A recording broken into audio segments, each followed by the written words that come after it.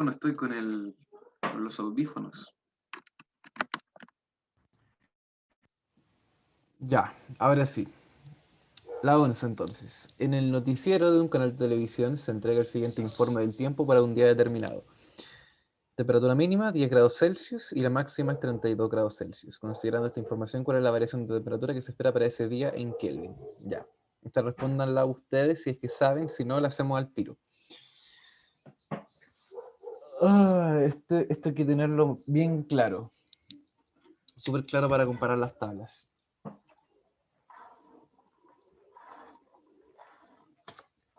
Ya. A ver, no veo alternativas todavía. Pero si la información no la saben, me imagino que la profe Caro les habrá dicho, le habrá mencionado que las escalas de temperatura en Kelvin y en grados Celsius tienen exactamente el mismo tipo de variación. ¿A qué me refiero con esto? Que si varía un grado Celsius es equivalente a que varía un grado Kelvin. O sea, si pasamos de 81 Celsius a 80 Kelvin, o sea, a 80 grados Celsius, es equivalente a que pasemos de 273 a 272, por ejemplo. El salto es equivalente. Cuando vamos a Fahrenheit y ya cambia un poco, pero no.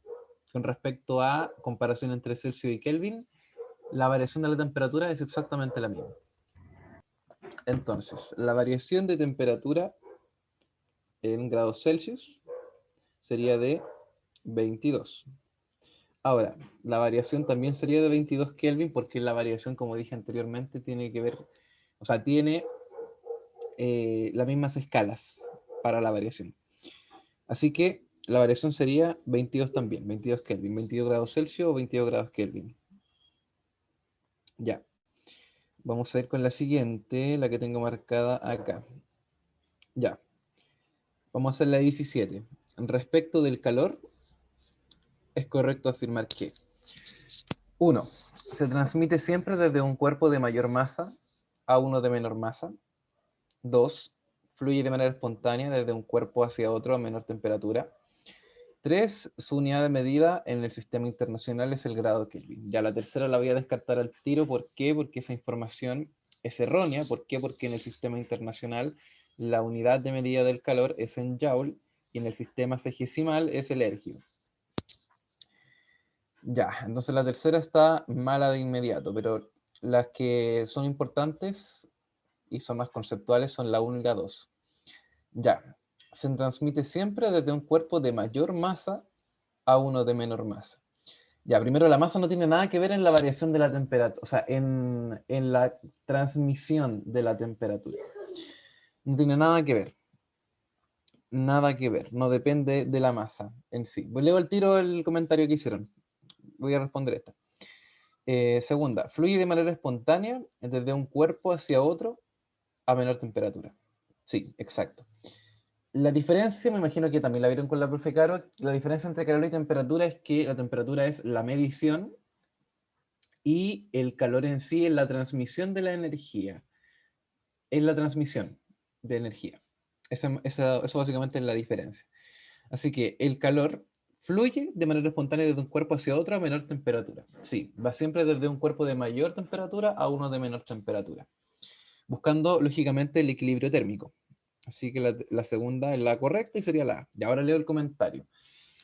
A ver, dice la Matilde, ¿cuándo se debería sumar el 273? No caché cuándo se usaba esa fórmula. A eso cuando tú pasas de Celsius a Kelvin. Por ejemplo, si tú tienes, a ver, pongamos un número. Tenemos 25 grados Celsius y tú quieres pasar esto a Kelvin. Quieres pasar 25 grados Celsius y no tienes idea cuánto Kelvin es. Ya, entonces, tú sabes que 0 grados Celsius equivalen a 273 Kelvin. Y la variación es exactamente la misma.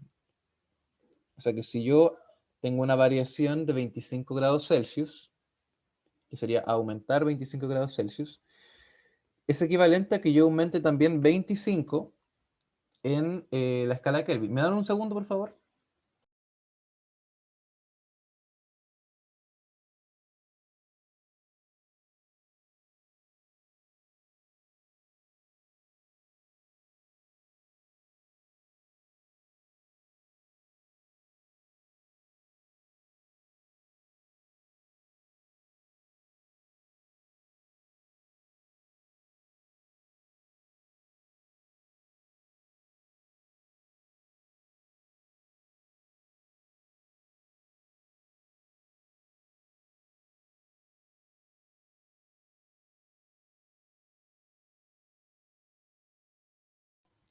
Ya, lamento la tardanza, y ahora sí. Entonces, como aún hay una variación de 25 grados Celsius, también va a haber una variación de 25 grados, pero esta vez en Kelvin, considerando de que la variación en las escalas es exactamente la misma, o sea, es equivalente. O sea que 273 le tendría que sumar 25 grados. O sea que 25 grados Celsius equivalen a 298 Kelvin. Ya. ¿Ahí está mejor, Matilde? ¿Matilde? ¿Sí? ¿Sí? ¿No? Ya, bacán. Me parece. Entonces, ¿cuál otra era la que tenía marcada? Esta de acá. 18. Max se encuentra de vacaciones en una playa. Un día preparándose una taza de café, observa cómo sale vapor de ella. Producto de esta experiencia se propone verificar la temperatura a la que hierve el agua, para lo cual solo dispone de un hervidor y termómetro con graduación en Kelvin.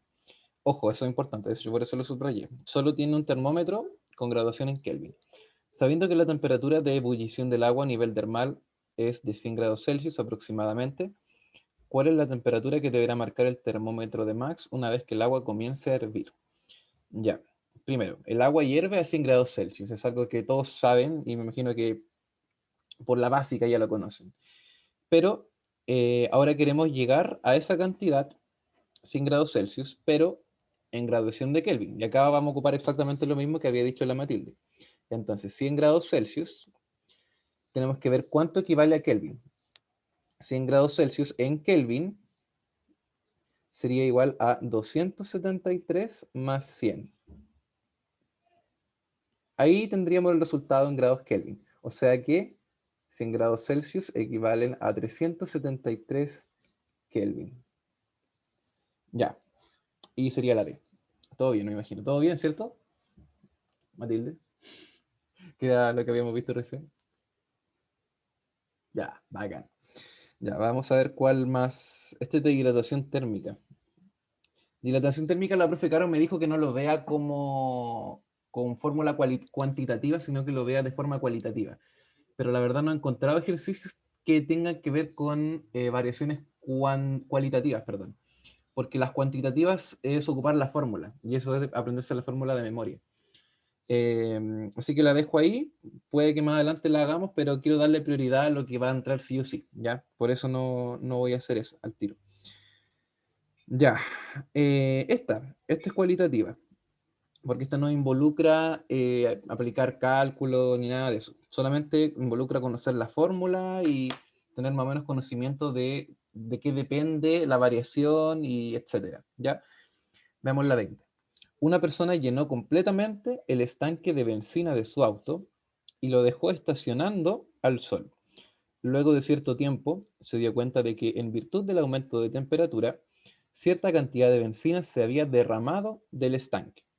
Respecto de esta situación, es correcto afirmar que, ya, a ver, primero, se derrama la benzina. Ya. Me imagino que con la profe Cara habrán visto el concepto de dilatación térmica. Básicamente, cuando uno le empieza a aplicar calor a un cuerpo, este aumenta su temperatura y dependiendo de su coeficiente de dilatación térmica, va a aumentar su volumen. En el caso de que sea un cuerpo, digamos que tenga 3 dimensiones, si es una dilatación lineal, se ocupa el coeficiente de dilatación lineal. Si es una superficie tipo un cuadrado, por ejemplo, plano, se ocupa el coeficiente de dilatación superficial. Y bueno, con el tema del volumen, ya dije que se ocupa el coeficiente de variación perdón, el coeficiente de dilatación volumétrico. Ahí sí. Entonces, primero, ¿se dilató el estanque de benzina? Sí, se dilató el estanque de benzina. Puede que haya un poquito de confusión porque lo que se derrama es la benzina, y lo que ustedes pueden pensar en primera instancia es que la benzina es la que se dilata, solamente la benzina. Pero también se dilata el estanque. Y aquí podemos estudiar algunas propiedades. A ver, sabemos que el aumento de temperatura va a generar un aumento de temperatura para ambos. Y el coeficiente de dilatación va a depender de cada uno de los materiales, es verdad. Y el volumen inicial para ambos también va a ser distinto, ¿ya? Así que en el caso de ambos materiales, sabemos que el coeficiente de dilatación va a ser diferente. Ahora, la variación de la temperatura es innegable, independientemente del coeficiente de dilatación que tenga, la variación de temperatura me va a generar una variación en el volumen, independientemente del coeficiente que tengamos. Ya, repito eso.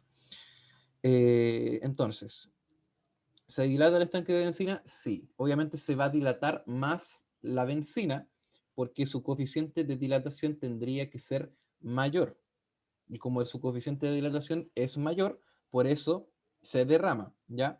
O si no, el estanque probablemente también generaría los cambios proporcionales si tuviesen exactamente el mismo coeficiente de dilatación y no se derramaría, pero se derrama. Así que con eso sabemos de que la benzina va a dilatarse más que el estanque de benzina.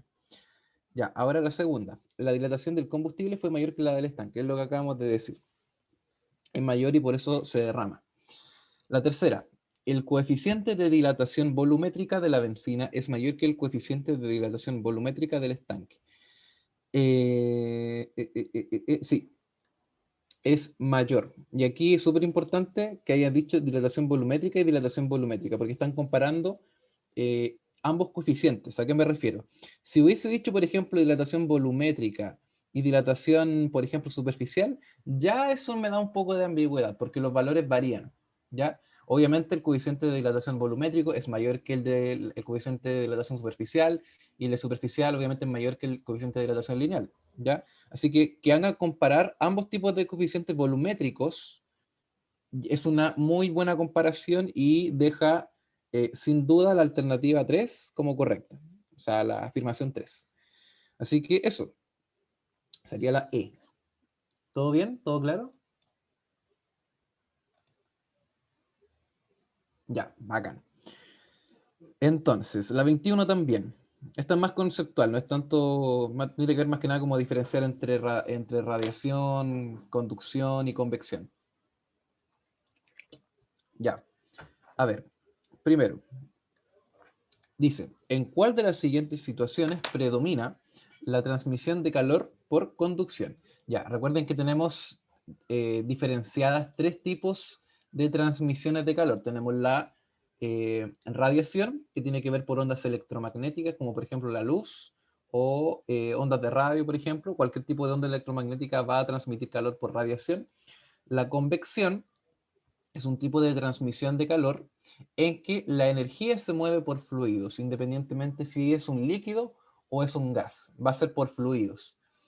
Y la conducción sería por un contacto, o sea, pues sería más que nada una transmisión por contacto directamente, mano con mano, metal con metal, etc. Eso tiene que ver la transmisión de calor por conducción. Ya, entonces empecemos a leer. Una madre enfría leche en la mamadera de su bebé, colocando esta bajo el chorro de agua de una llave. Ya, primero, es bajo el chorro de agua de una llave. Es un líquido, es un fluido, ¿ya? A pesar de que esté tocando la mamadera, sigue siendo un fluido, así que va a ser convección, no va a ser conducción, no se considera por contacto, ¿ya? Por eso la A no puede ser. La B dice soplar y enfriar una taza con café. Está soplando, el aire también, como dijimos antes, es un fluido, así que sería por convección y no por conducción. No se considera contacto directo.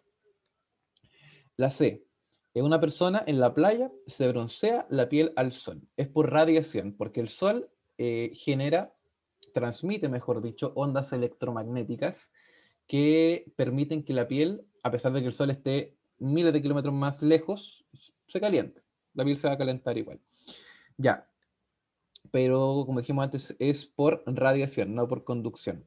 La D, calentar una barra de metal. Para calentar una barra de metal, obviamente va a ser necesaria mucha energía, hablando de calor, y por lo tanto va a haber que vamos a tener que realizar un contacto directo.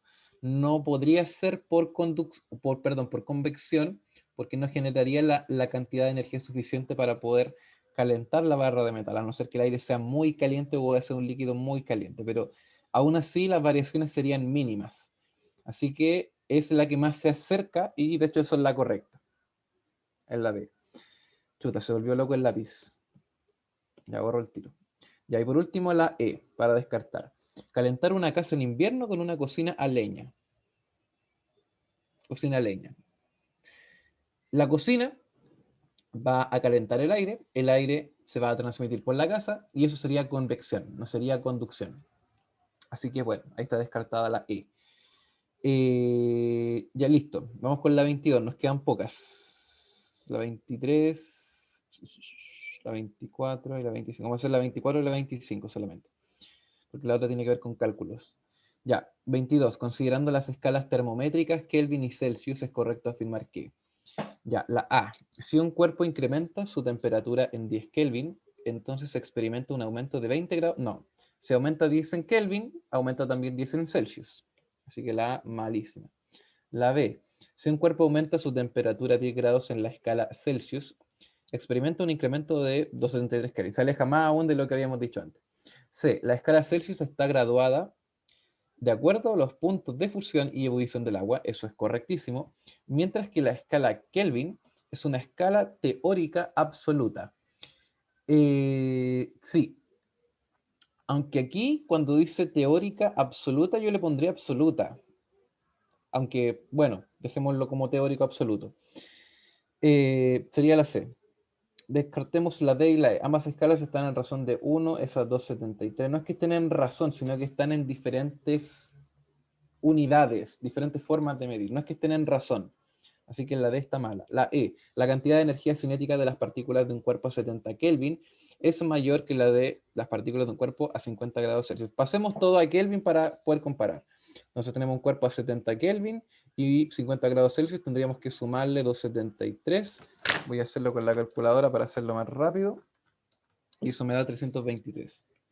Ya, un cuerpo a 323 Kelvin claramente tiene una mayor temperatura que un cuerpo a 70 Kelvin. Y la energía cinética de las partículas de ese cuerpo va a ser lógicamente mayor, por eso la E está incorrecta. Ya. Chao, entonces. Vamos con la 24 ahora. ¿Todo quedó bien con este? ¿Todo bien?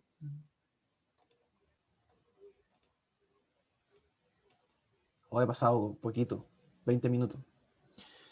A ver, momento. Voy a volver a leer la E. La cantidad de energía cinética de las partículas de un cuerpo a 70 Kelvin es mayor que la de las partículas de un cuerpo a 50 grados Celsius. ¿Qué es mayor en escala de Kelvin?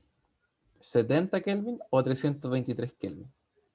323 Kelvin es mayor temperatura, lo que equivale a 50 grados Celsius. Como es mayor temperatura, la energía cinética de las partículas de ese cuerpo va a ser mayor, pero de este cuerpo, no de este otro.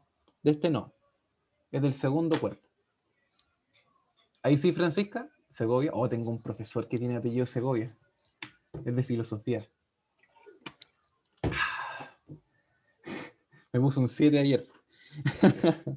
Ya. 24. En cierta metalurgia se desea fundir una barra completa de cobre para la fabricación de cable eléctrico y otros artículos electrónicos. Sabiendo que la temperatura de fusión del cobre es aproximadamente 1085 grados Celsius, si luego de pasar por un proceso de calentamiento previo la barra se encuentra a 825 grados Celsius, ¿cuánto debe aumentar su temperatura en Kelvin para que comience a fundirse? A ver, ya, si está actualmente en 825 grados Celsius, tenemos que sacar la variación de temperatura para saber cuánto tiene que aumentar. La variación de temperatura va a ser 1085, que es la que queremos llegar, menos la que está, que es 825. Voy a hacer la resta, más que nada para que no demorarme tanto, porque si lo hago mental igual lo voy a hacer, pero no quiero demorarme tanto. Ya, esto me da 260 grados Celsius. O sea, estamos restando Celsius menos Celsius. Celsius menos Celsius. Ahora, la variación en Celsius ya vimos que era exactamente la misma en variación en Kelvin. Así que la variación de temperatura en Kelvin sigue siendo de 260. ¿Ya? Así que es la C. Eso. 25. Este igual es buena. Al verter agua caliente en un vaso de vidrio común, este generalmente se rompe, debido a que la parte interior y exterior poseen diferente temperatura. No obstante, si el recipiente es de vidrio, Pirex, esto no ocurre, pues es un material que resiste cambio brusco de temperatura. Respecto a lo anterior, ¿cuál de las siguientes opciones permite explicar correctamente por qué un vaso de este material no se rompe al verter agua caliente en él? El vidrio Pirex es más duro que un vidrio común, no tiene que ver con dureza, tiene que ver con resistencia a la temperatura. que no es lo mismo que dureza. B, el vidrio Pirex posee menor coeficiente de dilatación lineal que el vidrio común. A ver, menor coeficiente de dilatación lineal. A ver, primero, me suena raro que diga lineal, ya está, se entiende completamente por qué debería ser menor el coeficiente de dilatación, pero la duda que tengo acá es por qué dice lineal, porque esto ya tiene que ver más con superficies.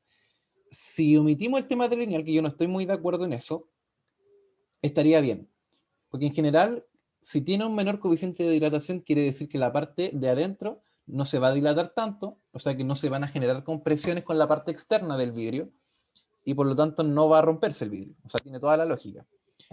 Según el solucionario está correcta, pero el tema de lineal me sigue dejando como un poco mal. A ver, voy a ver si encuentro algo así. No, también dice que es lineal, pero me suena raro que diga lineal. Pero en general, sí, pues tiene todo el sentido del mundo, porque si es menor el coeficiente de dilatación, se va a dilatar menos la parte de adentro al meter agua muy caliente. No se van a generar compresiones al no dilatarse la parte de adentro, o sea, no tantas dilataciones, y por lo tanto no van a haber compresión de las partículas, y por lo tanto no tendría por qué romperse. Así que tiene todo el sentido del mundo.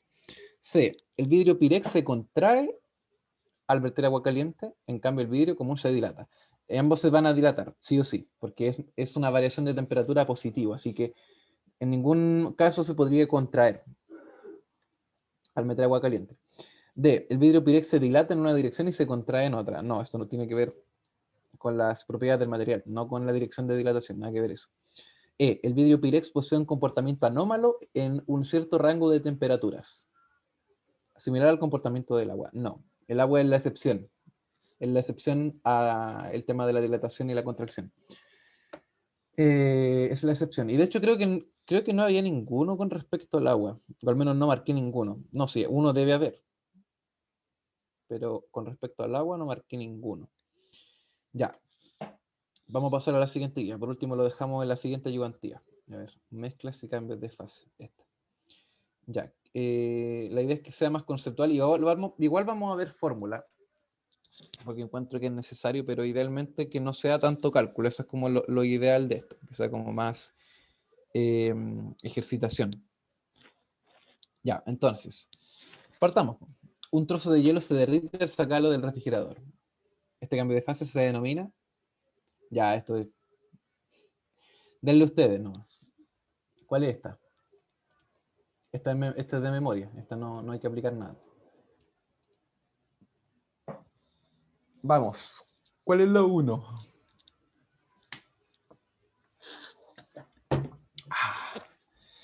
Qué rico es tomar agua.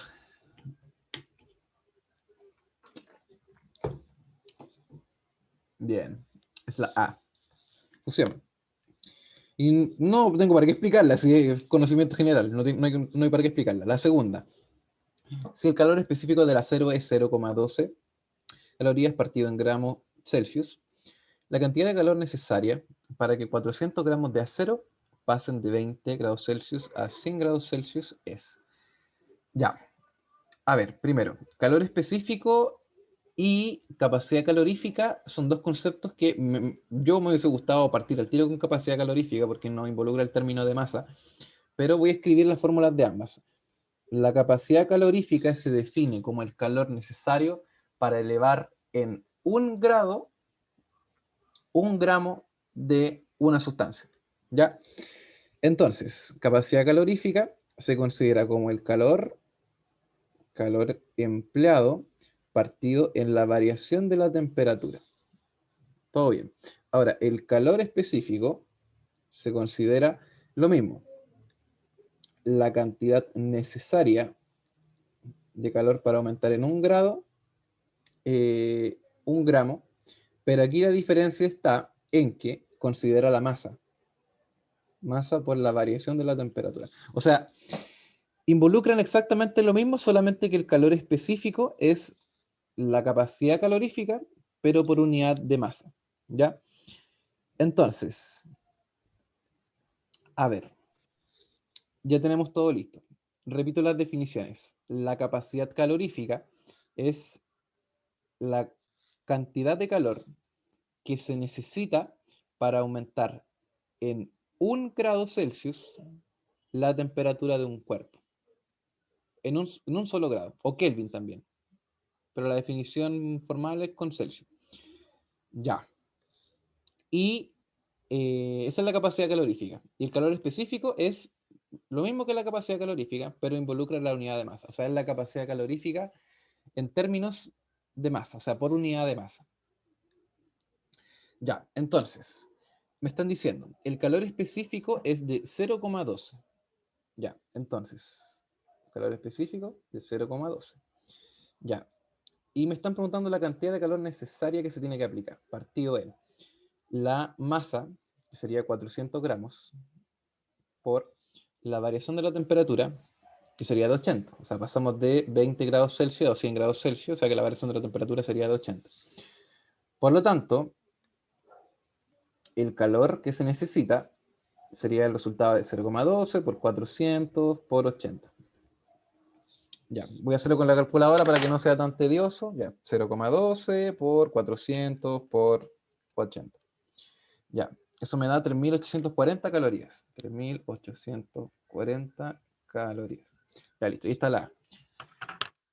Pero más que el cálculo, yo creo que es mejor que se queden con la definición, en términos de capacidad calorífica y de calor específico.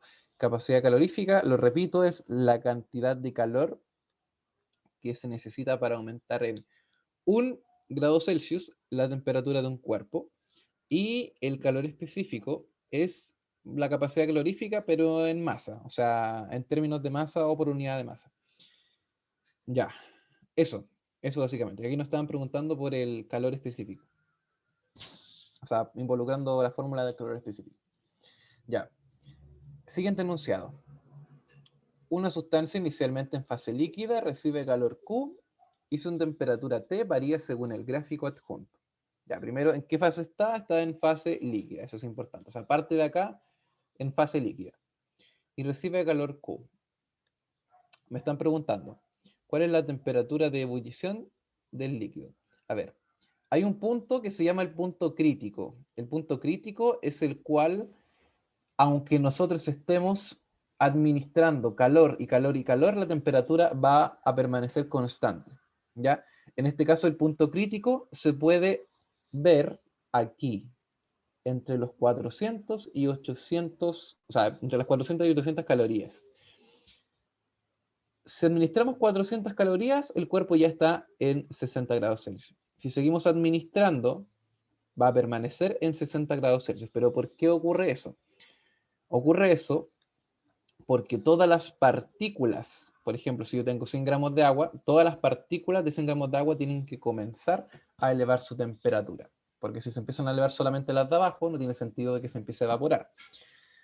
Así que ese es el punto crítico del que estaba hablando. Es el punto crítico en el cual hay un cambio de estado. Bien, ahora sí, me están diciendo la temperatura de ebullición del líquido es 60 grados. ¿Cómo lo identifico? Porque aquí está el punto crítico.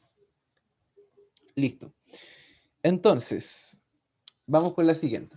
La cantidad de calor que el líquido absorbió durante el cambio de fase es de 400 a 800 calorías. 400 a 800 calorías sería de 400 calorías y sería la C.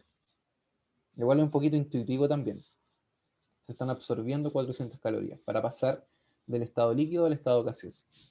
Acá está líquido, punto crítico, gaseoso.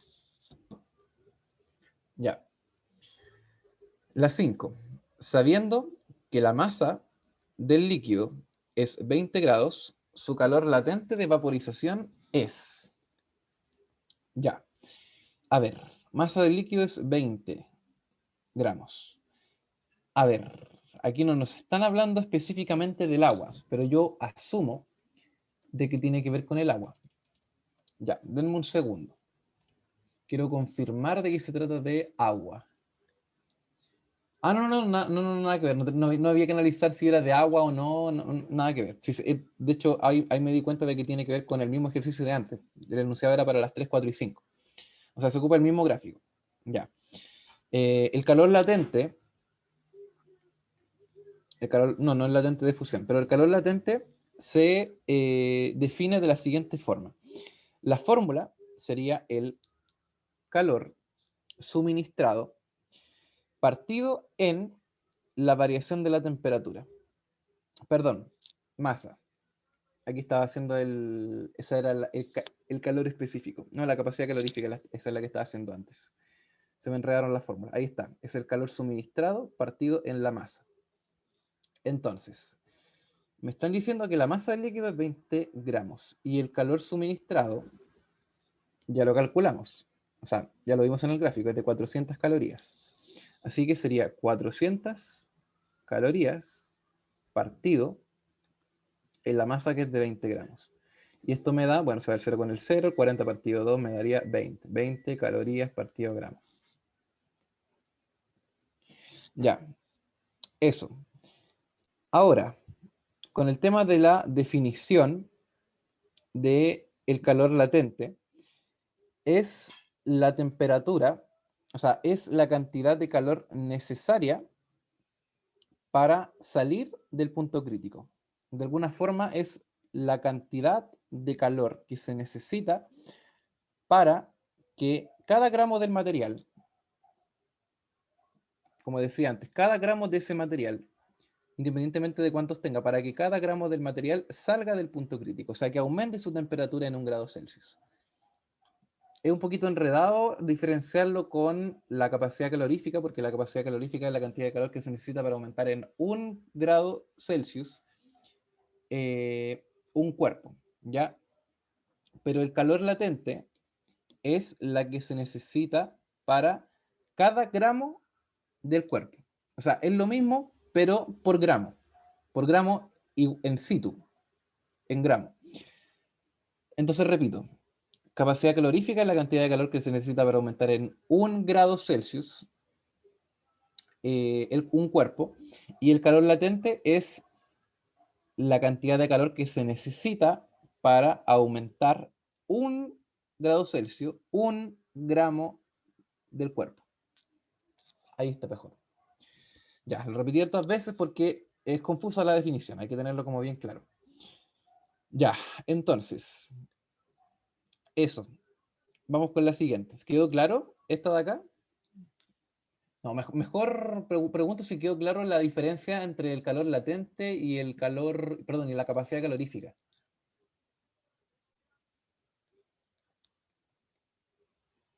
¿Quedó clara la definición? Igual puedo ir de nuevo a la guía, o sea, puedo bajar y ver como un pequeño resumen de esto, pero me interesa que haya quedado claro eso, porque es como...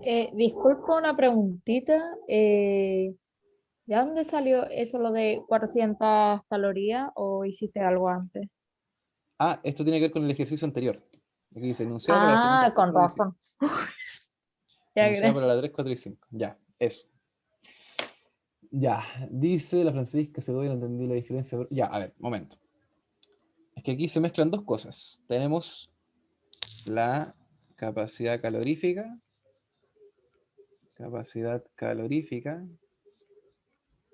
y tenemos el calor latente. De hecho, voy a colocar la otra también, que es el calor específico, como para explicarlo un poco. El calor específico. De hecho, voy a colocar toda la fórmula acá. Por último, después podemos ir subiendo a verlo.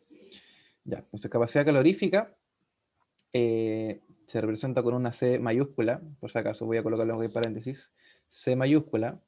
El calor específico, que era con O, es con una C minúscula, y el calor latente es una L. Ya, entonces voy a primero escribir la fórmula y después veo más o menos la definición, que también se relaciona con la fórmula. Entonces, la capacidad calorífica es el calor suministrado partido en la variación de la temperatura. El calor específico es lo mismo, pero involucra la masa por unidad de masa, es la capacidad calorífica por unidad de masa. Y el calor latente, o L, es lo mismo que el calor suministrado partido en la masa directamente. Entonces, aquí se relacionan algunas cosas. Primero, diferenciar las letras, saber a qué le pertenece a cada uno. Entonces, tenemos capacidad calorífica, calor específico, con O, y el calor latente. Entonces, la capacidad calorífica es la cantidad de calor que se necesita absorber o entregar, o sea, ceder, para variar la temperatura en 1 grado Celsius. En 1 grado Celsius. Ya. Y aquí hay algo bien importante. Por ejemplo, si un cuerpo tiene una capacidad calorífica de, no sé, a ver, por ejemplo, le podemos colocar 5 calorías partido Celsius. Perdón, el Celsius va acá. Ese pequeño, ahí va. Si un cuerpo 1, la capacidad calorífica de un cuerpo 1 es 5 calorías partido grado Celsius. Y la capacidad calorífica de un cuerpo 2, digamos que es 10 calorías partido grado Celsius. Ya. Ahora yo le hago la pregunta. Considerando de que ya conocen la capacidad calorífica, que lo repito, es la cantidad de calor que se necesita para aumentar en 1 grado Celsius un cuerpo. ¿Ya? Considerando esto, ¿a qué cuerpo le costará más calentarlo de temperatura? Calentarlo directamente. Sí, ahora que lo pienso, sí. Queda así, como calentarlo. O enfriarlo. ¿A cuál le costará más? Q es el calor suministrado y se mide en calorías. Mauda. Ya, repito la definición para que me puedan responder la pregunta que estoy intentando plantear. La capacidad calorífica es la cantidad de calor que un cuerpo debe absorber o ceder para variar su temperatura en 1 grado Celsius. Ya. A ver, entonces, si un cuerpo necesita absorber o ceder 5 calorías por grado Celsius y otro cuerpo 10 calorías por grado Celsius, ¿cuál le costará más calentarse o enfriarse? Exacto, a C2 le cuesta más calentarse. O sea, hay que suministrarle mayor cantidad de calor, de calorías, para que pueda aumentar su temperatura en 1 grado Celsius. Eso era lo que quería llegar. Entonces, a mayor capacidad calorífica, más va a costar que el cuerpo se caliente porque más calorías vamos a necesitar suministrar para que ese cuerpo pueda aumentar su temperatura. Eso era lo que quería llegar. Ya. Y el calor específico es lo mismo que la capacidad calorífica, pero aquí involucramos la masa. Es la capacidad calorífica por unidad de masa. Esa es la definición formal. Ya. Entonces, ¿qué más iba a decir? Ah, otra cosa que igual es importante. Tanto la capacidad calorífica como el calor específico dependen de las características del material. No es lo mismo comparar metal con ese mismo metal a diferentes temperaturas que calentar metal con plástico, por ejemplo. Dependen netamente del tipo de material que estemos comparando. Eso. Ya. Entonces, eso. Entonces, la capacidad calorífica por unidad de masa. En este caso involucramos la masa, o sea, los gramos, masa en gramos, por si acaso.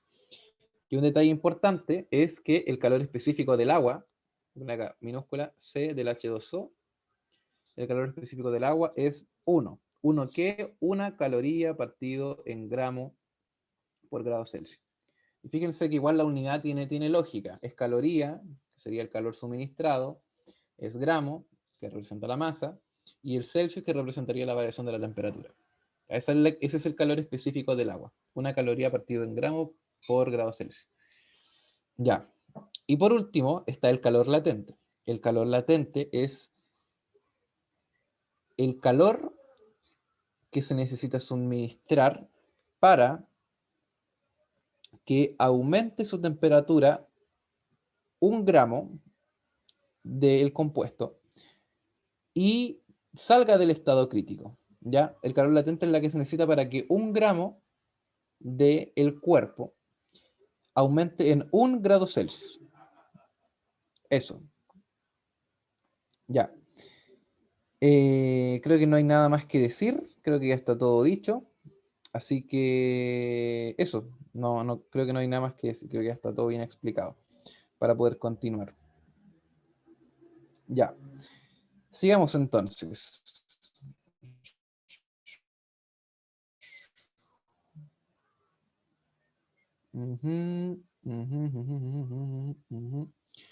Ya. Entonces, ¿cuál vamos a hacer ahora? Estamos en el 6 y el 7. Ya, creo que igual vamos a demorar un poquito más en esta. Vamos a terminar como a las 4:15, más o menos. Ya, démosle nomás. Max, sujeta en una mano un vaso de vidrio con 500 gramos de agua. Y en la otra, un jarro del mismo material con 2500 gramos de agua. Despreciando la capacidad calorífica del vidrio y considerando que la capacidad calorífica del jarro con agua es C subjarro y la del vaso con agua es C subvaso, es correcto afirmar que, a ver, primero, acá tenemos que empezar a relacionar algunas fórmulas. Primero, nos están hablando de capacidad calorífica. De hecho, voy a subrayar un poco esto. Capacidad calorífica. Vamos a recordar un poco las fórmulas para ir relacionando todo esto. Entonces, la capacidad calorífica es el calor suministrado. Calor suministrado. Un momento. Ahí sí. No sé qué pasa con la pantalla. A ver. Dejen limpiar un poco la pantalla, puede que esté húmeda. Ya, calor suministrado partido en la variación de la temperatura. Ya, entonces, y además sabemos otra cosa. Sabemos que el calor específico es igual a el calor suministrado partido en la masa por la variación de la temperatura. O sea que el calor suministrado va a ser igual a la masa por el calor específico por la variación de la temperatura. Ya. Primero eso. Ya. Entonces, ¿qué podemos relacionar con esto? Podemos colocar esto aquí para despejar, o sea, no para despejar, sino para hacer una relación con respecto a todo esto. Esto es igual a M por C por la variación de la temperatura partido en la variación de la temperatura. Entonces, generamos una relación. Podemos simplificar esto y podemos darnos cuenta de que la capacidad calorífica es M por C, o sea, la masa por el calor específico. Ya, entonces la capacidad calorífica es igual a la masa por el calor específico. Aquí solamente estamos relacionando fórmulas, no estamos haciendo ningún tipo de cálculo. ¿Ya?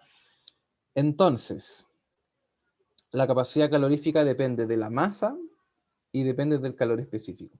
Ahora, me están diciendo de que tenemos un cuerpo, 500 gramos de agua, y tenemos otro cuerpo, 2500 gramos de agua. Entonces, veamos el tema de la masa. Sabemos que la masa del jarro, esa masa del jarro, por...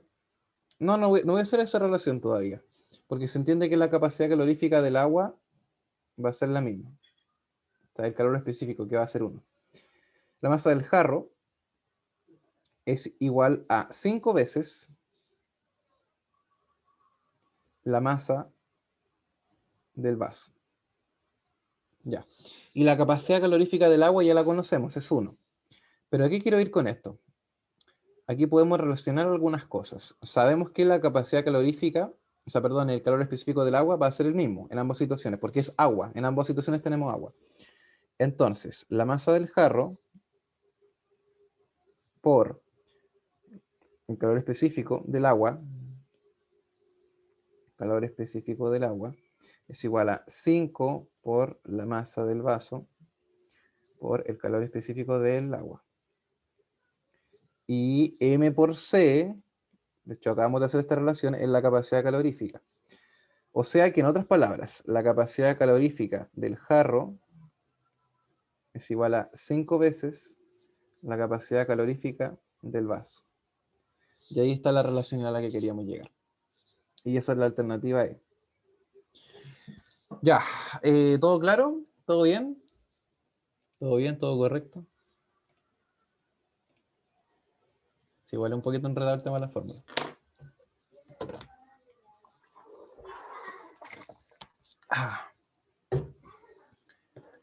A ver, dice la Juanita, cuando no especifica qué capacidad calorífica hay que relacionar ambas. Cuando no especifica qué capacidad calorífica hay que relacionar ambas. Es que aquí no estás trabajando con datos duros, pues, o sea, no tienes que calcular nada. Solamente tienes que relacionar ambos conceptos, porque mira, Fíjate que en ningún momento ocupaste 500 y el 2500, no calculaste nada con eso. Pero sí sabes que la masa del jarro es 5 veces la masa del vaso.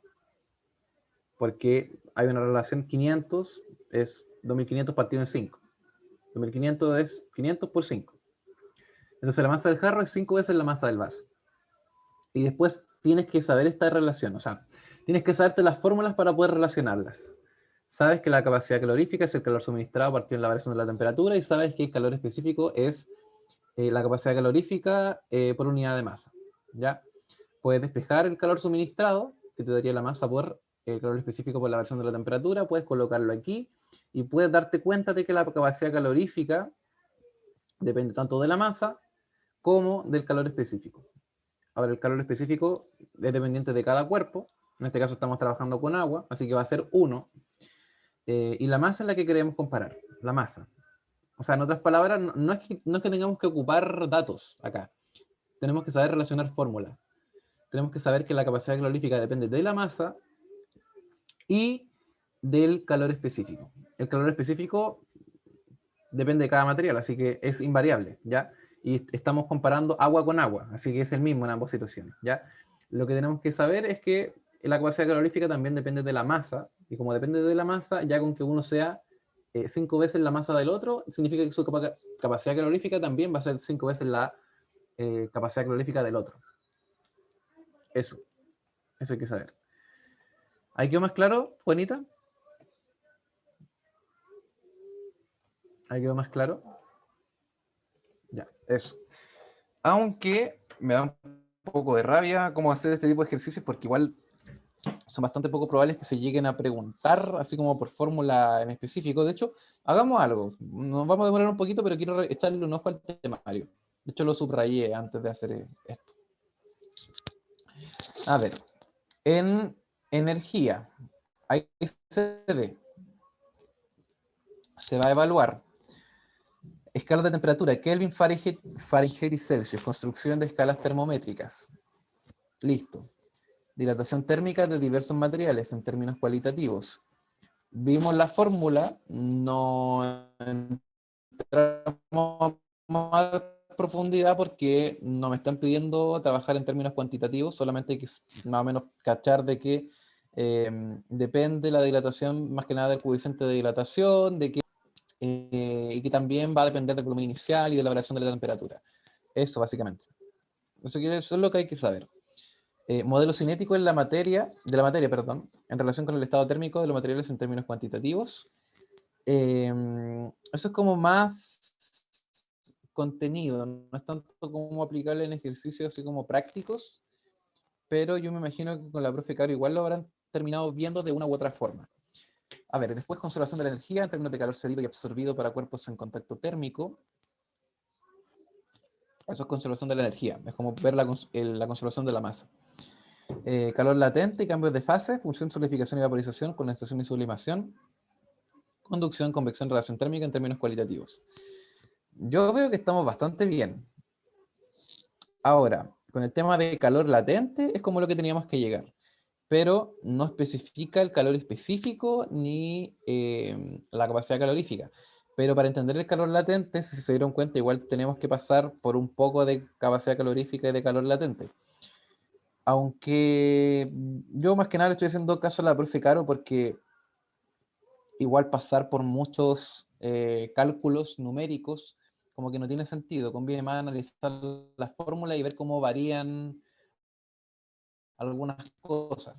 Por ejemplo, el tema de dilatación térmica, sabemos que depende del volumen inicial, depende de la variación de la temperatura, pero por ejemplo el tema del coeficiente de dilatación, eso es propiedad de cada material. O sea, si en la prueba les llegan a preguntar si aumenta el coeficiente de dilatación térmica, eso sería falso al tiro, o sea, independientemente de lo que venga después.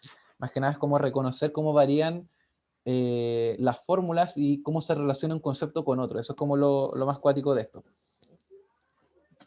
Porque el tema de los cálculos es como súper simple, uno les da los datos y lo pueden calcular, pero es que no tiene sentido calcularlo si no hay como una relación en sinergia de todos los conceptos.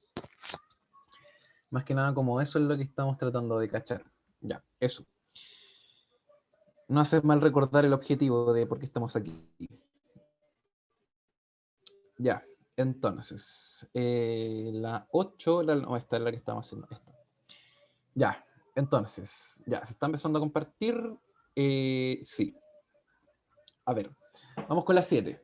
Max tiene 3 cuerpos. Tiene el cuerpo A, el B y el C, a temperatura ambiente y del mismo material, pero de distinta masa. Ya, tienen, ojo con algo, voy a subrayar algo. Son del mismo material, pero de distinta masa. No hay que pasar por alto ese detalle. Ya ahí están a temperatura ambiente. A, B y C, entonces. Espérense, ahí sí. A, B y C, mismo material, distinta masa. Ya. Durante un experimento los pone en el interior de un horno a temperatura constante. Los deja suficiente tiempo para que alcancen el equilibrio térmico y luego los saca. Ya, o sea que cuando los saque, como ya alcanzaron el equilibrio térmico, tanto el cuerpo A como el cuerpo B como el cuerpo C van a tener la misma temperatura. Ya, listo. Al respecto, es correcto afirmar que 1. Inmediatamente después de sacarlos, al medir la temperatura de los cuerpos simultáneamente y con un mismo tipo de termómetro, los 3 marcan lo mismo. Claro, porque llegaron al equilibrio térmico, o sea que los 3 deberían tener exactamente la misma temperatura al momento inmediato después de que se saque del horno. Así que la primera está correcta. Segunda, dentro del horno los cuerpos absorbieron la misma cantidad de calor. A ver, momento. Aquí vamos a retroceder un poco a lo que habíamos subrayado. Son del mismo material, pero de distinta masa.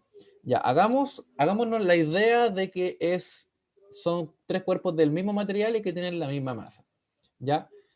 Si son del mismo material y de la misma masa, significa de que la capacidad calorífica va a ser la misma. ¿Ya? Y además, como tienen la misma masa, vamos a necesitar exactamente la misma cantidad de calor o de calorías suministradas para que la variación de la temperatura sea la misma, ¿ya? Pero ante esa situación, ante la situación en que el material es el mismo y en que la masa es la misma. Porque no es lo mismo, por ejemplo, tener, no sé, por ejemplo, un algodón chico, que tener un algodón hiper mega gigante. Obviamente el algodón chico, si uno le administra poca temperatura, se va a calentar, pero para poder calentar ese algodón gigantesco, se necesitan muchas más calorías, ¿ya? Así que es incoherente decir que como tienen distinta masa, absorben la misma cantidad de calor, porque como tienen distinta masa, uno podría hacer 10 veces la masa del otro, y claramente el que tiene mayor masa para llegar al equilibrio térmico, o sea, para llegar a la misma temperatura, tuvo que haber absorbido mayor cantidad de calorías, mayor cantidad de calor, ¿ya? Así que no absorbieron la misma cantidad de calor. ¿Quién absorbió la mayor cantidad de calor? El cuerpo que tiene mayor masa. Así que por eso la segunda está mala. ¿Quedó claro la segunda? Porque igual lo explico un poco rápido. La segunda. La primera yo creo que está clara. La segunda no lo sé. Yo lo entendí, profe. ¿No o sí? No escuché bien. Sí. Ah, ya. Dice la Caterina sí, la Juanita sí. Ya. Eso. Tercera, encontrándose fuera del horno, los cuerpos todavía me suena raro que me llamen profe. Ya, tercera, encontrándose fuera del horno, los cuerpos experimentan una variación de volumen. Experimentan variación de volumen. Claro, se contraen. Cuando se le administra temperatura, cuando aumentan su temperatura, se dilatan. Lógicamente, cuando se saquen del horno, como se dilataron por el aumento de temperatura, van a empezar a perder calor y por lo tanto, al perder calor, se van a contraer. Así que varía su volumen, sí. ¿De qué forma? Se contraen. Se empiezan a contraer porque empieza a disminuir su temperatura, ¿ya? Entonces, sí. Varía su volumen, exacto. ¿De qué forma? Se contrae. Eso. Sería la 1 y la 3, sería la E. ¿Todo claro? ¿Todo bien? Yes. A ver, dice la Claudia. No sé si estará bien, pero me imagino cómo meter al horno 3 queques de distinto porte. Sí, pues está bien. Está bien. Aunque es que igual es complicado hacer eso. Es que igual no sé si será tan conveniente hacer esa comparación con los queques, porque piensa tú que el queque no es que sea un material compacto que transmite temperatura como homogéneamente, me refiero. El queque es como tú lo puedes fraccionar en porciones y queda como exactamente como distintos trozos, ¿cachai? Entonces, ¿a qué me refiero con esto? Que no es lo mismo que sea una pelota compacta, que sea una pelota como de algodón y que se podría llegar a desarmar en algún momento. A eso me refiero. Entonces, igual es un poquito raro comparar eso porque no es como exactamente un material como compacto. Pero sí, pues está bien. Son como un queque de distinto tamaño. Claro, el que tiene mayor tamaño, lógicamente tiene mayor masa. Y como tiene mayor masa, vas a necesitar aplicar mayor cantidad de calorías, mayor cantidad de calor, para que llegue exactamente a la misma temperatura que un queque más pequeño. Así que sí, pues el razonamiento está bien. Vamos con la 8. La figura muestra 3 cubos metálicos idénticos. Tenemos el cubo A, el cubo B y el cubo C, con temperaturas iniciales 2T, 6T y 10T, respectivamente, cada uno aislado térmicamente de los demás. Si se ponen en contacto el cubo A con el cubo B, se separan y luego se ponen en contacto el cubo B con el C. ¿Cuál es la temperatura final del cubo B si todas las interacciones se produjeron hasta alcanzar el equilibrio térmico y no existieron pérdidas de calor en el sistema? Ya, primero se colocan en contacto el A con el B. Y aquí básicamente hay que sumar la cantidad de temperatura que se obtiene en ambos cuerpos. 2T más 6T da 8T. Después esos 8T se reparten de forma equitativa entre ambos cuerpos. ¿A qué me refiero? Ahora, cuando se separen, quiero hacer un cuadrado más perfecto. Ya, entonces, cuando se separe el cuerpo A del cuerpo B, el cuerpo A va a terminar, considerando de que, como dije antes, se reparte de forma equitativa, el cuerpo A va a tener 4T y el cuerpo B va a tener 4T. Ya, eso, bacán. Ahora, el cuerpo B se pone en contacto con el C. Entonces, voy a colocar acá el cuerpo C. Tiene 10T de temperatura. Ahora, sumados, me dan 14T y al separarse, ambos cuerpos ahora van a tener la mitad de 14. O sea, el cuerpo B va a tener 7T y el cuerpo C va a tener también 7T. Entonces, ¿cuánto queda B finalmente? La temperatura final de B, 7T. Esa es la temperatura de B. Así que sería la alternativa C. Eso sería todo. Ya, me imagino que todo bien porque igual era como bien fácil y bien intuitivo. Ya, pasemos con la siguiente. Oh, esta igual es... O sea, no es complicada, pero igual tiene como un poco de complicación el tema de que hay que saber muy precisamente qué término relacionar. Yo lo dejaría para la siguiente, porque esta igual es cuantitativa, no es tanto cualitativa. Démosle prioridad a lo que entra. Ya, yo creo que esta muy posiblemente podría ser una pregunta que puede salir. Muy posiblemente. ¿Puede volver a la anterior, porfa, para la de los 3 objetos para sacarle fotos? Sí, no hay ningún problema. Esa. Ahí está bien.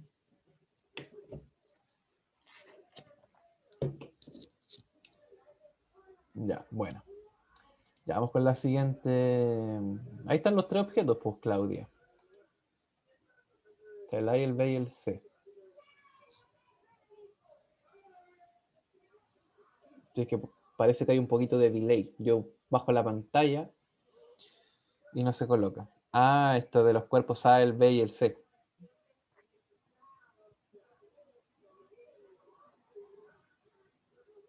Ah, la del que ya es, ya, cacho.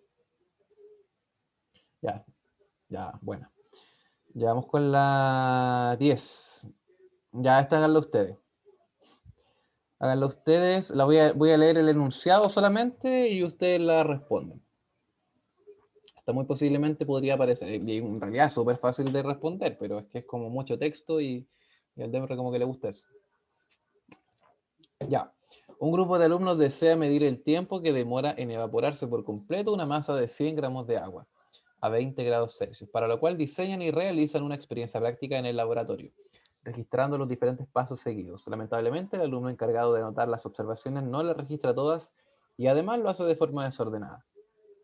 Las siguientes afirmaciones corresponden a las observaciones anotadas por el distraído alumno durante la experiencia. Y ahí está 1, 2, 3, 4, 5, 6. Considerando que los alumnos siguieron estrictamente el orden de las etapas del método científico y que el registro anterior no contiene todos los pasos seguidos, ¿cuál de las siguientes alternativas muestra la secuencia correcta en la que los alumnos desarrollaron los pasos de su experimento?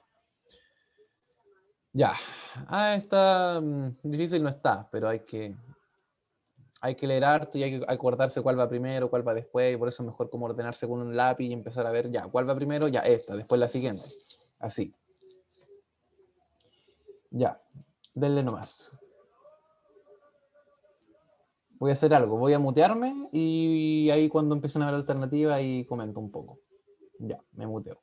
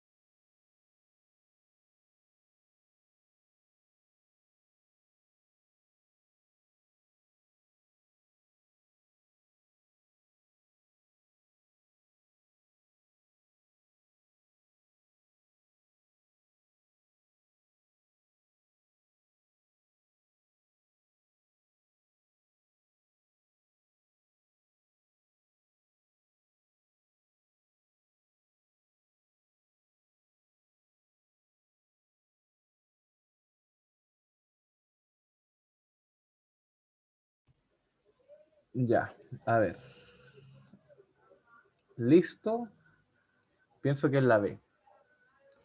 Oh, estaba viendo Insta y hay cosas muy chistosas. Ya. Cosas del mundo actual.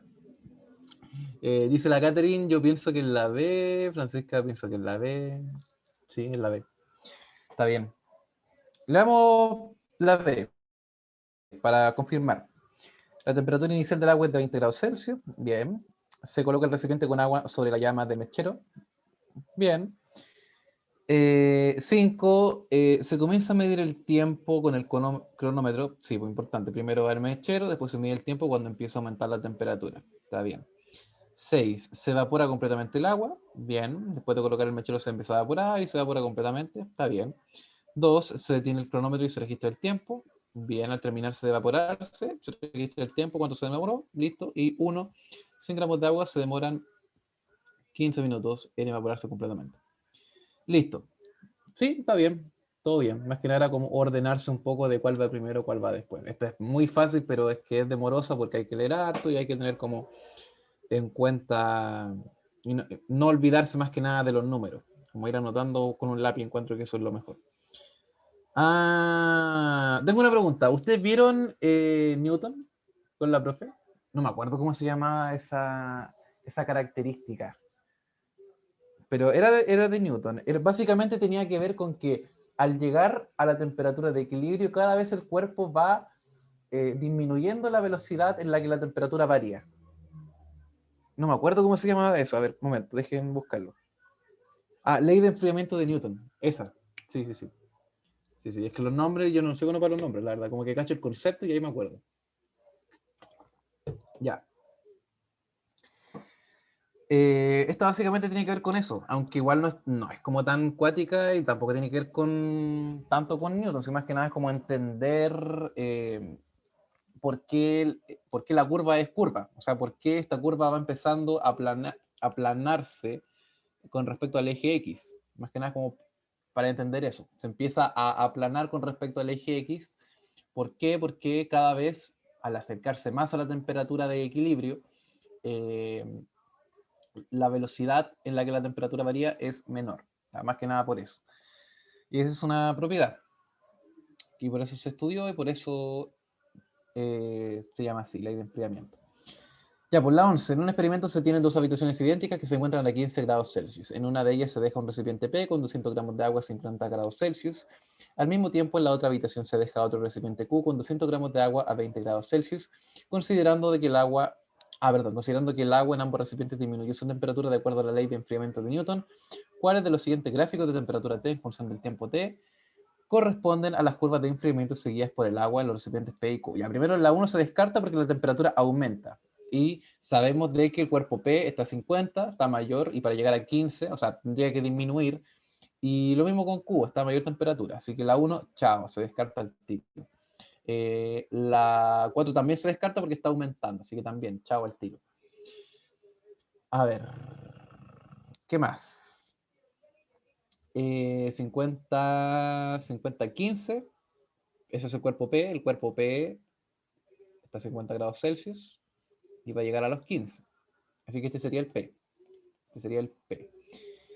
El Q está en 20 y llega a los 15. Acá está, de 20 baja y llega a los 15. Q. Ah, perdón, lo hice con el otro, con el destacador. Ahí está, P y Q. Sería 2 y 3 respectivamente, la C. Ahí está. Ah, el medio rápido, sí, a eso lo leo muy rápido. Pero ¿sabéis qué? Encuentro que a veces, encuentro que es mejor variar la velocidad de lectura. Como ir lento, ir rápido un poquito, cuando sabéis que todo lo que está como por venir lo entiendes. No tenéis para qué perder tiempo en leer a la misma velocidad. Como que si lo entiendes, puedes leer más rápido, llegáis a una parte que es como más de datos, subrayáis, va un poquito más lento y después seguís. Como a la misma temperatura, o sea, a la misma velocidad de lectura. Encuentro que es mejor. No te desconcentráis tanto.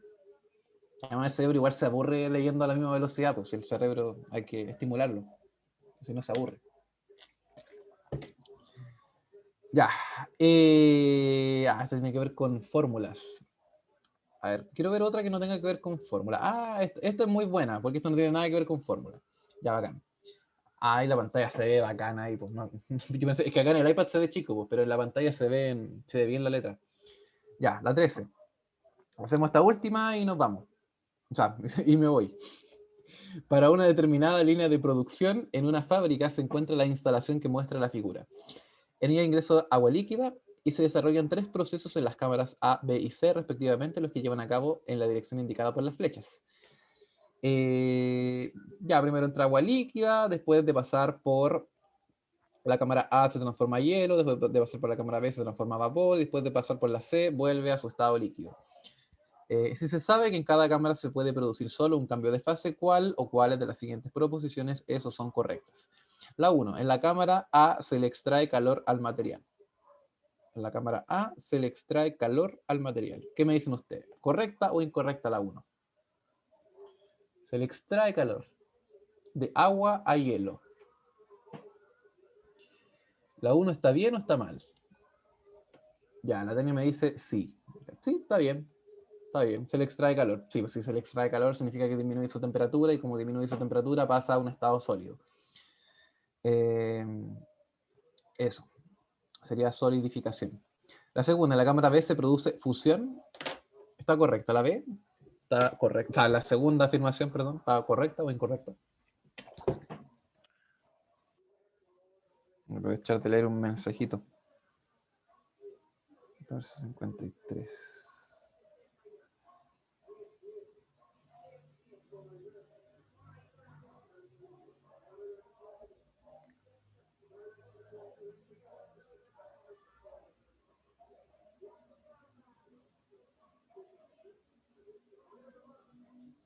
Ya. A ver. Dice, el momento, es que estaba leyendo un mensaje. A ver, no, más mala que las pasas, farso, y así, pues está mala. Está mala. Se produce fusión, ya. ¿Y qué hubiese dicho para que estuviese correcto?